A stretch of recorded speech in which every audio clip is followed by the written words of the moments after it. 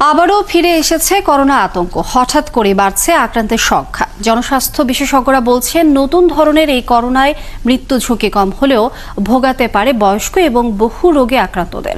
পরিস্থিতি বিবেচনায় আবারও টিকা কার্যক্রম চালু করার তাগিদ দিলেন তারা। এদিকে রোগীর স্বজনদের অভিযোগ, করোনা পরীক্ষা করতে পদে পদে ভোগান্তিতে পড়ছেন তারা। আরও জানাচ্ছেন মেহেদি হাসান। মহাখালী কোভিড ডেডিকেটেড হাসপাতালের আইসিইউ সেন্টার। এখানে ভর্তি ৩ জন করোনা রোগী, যাদের সবার বয়স ৬০ বছরের ঊর্ধ্বে। ২ জন পুরুষ ও ১ জন নারী। তারা যথাক্রমে গাইবান্ধা, কুমিল্লা ও বরিশালের বাসিন্দা। তাদের নাম ও পরিচয় গোপন রাখা হলো।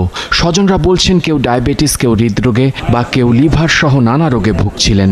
করোনা শনাক্তের পর ঢাকার কোনো হাসপাতাল ভর্তি না রাখায় সরাসরি এখানে নিয়ে আসেন। মেয়ের জ্বর ছিল ৮-৯ দিনের মতো, তারপর পায়খানা প্রস্রাব বন্ধ হয়ে গেছিল, পেটটা ফুলে গেছিল।